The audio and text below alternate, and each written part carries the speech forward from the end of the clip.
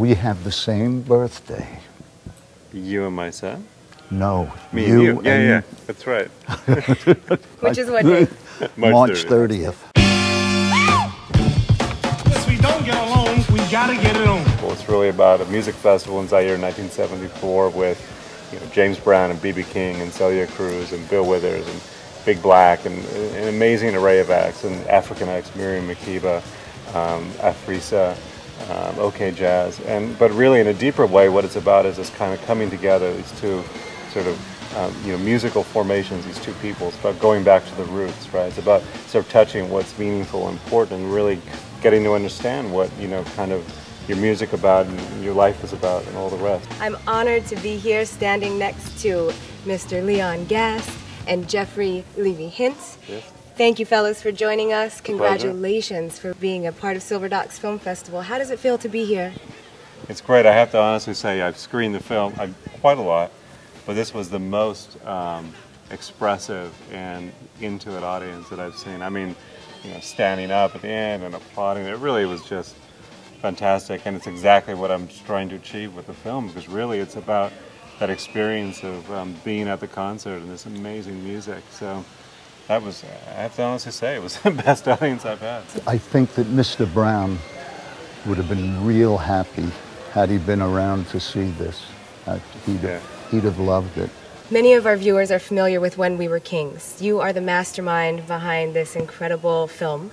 Could you tell us about the subjects of When We Were Kings and how you came to meet Mr. Hinte? I was in Africa. We had 7 crews there, and we had lots and lots of film. We didn't have lots and lots of money, but we were able to shoot everything as it was happening.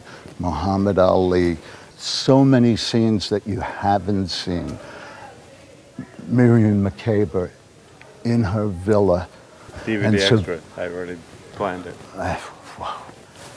We just were able to capture the event because we had so many camera crews, and all I did was say, you guys go over to Ali's camp, you try and hang out with the suits. Now, you were the editor for When We Were Kings.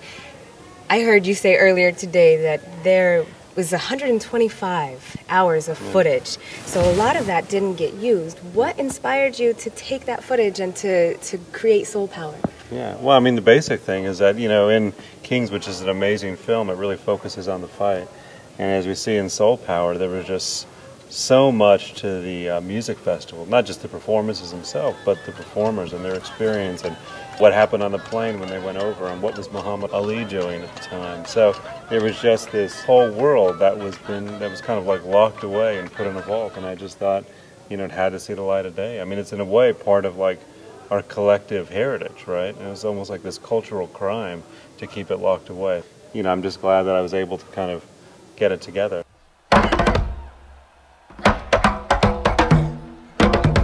He did an extraordinary job. Oh, you're too kind.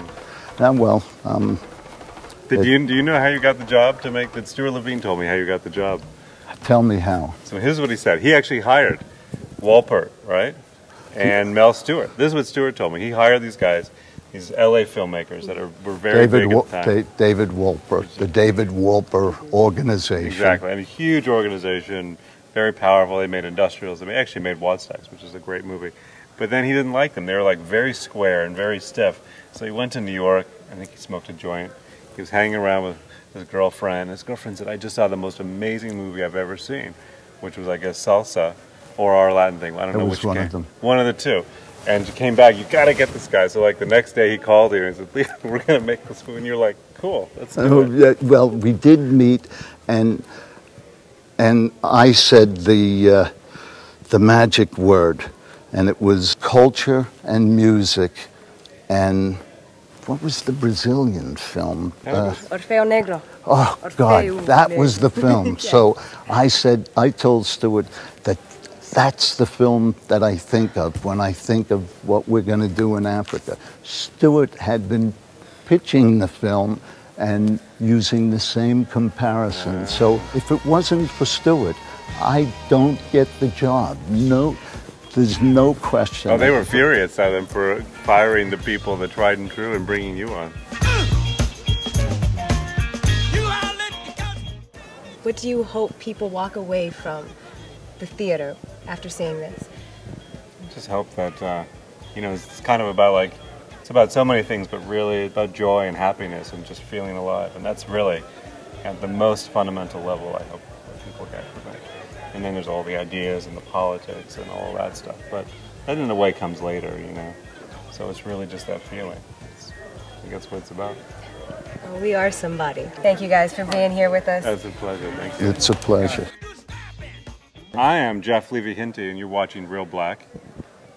I am Leon Gast, and you're watching Reelblack. That's right.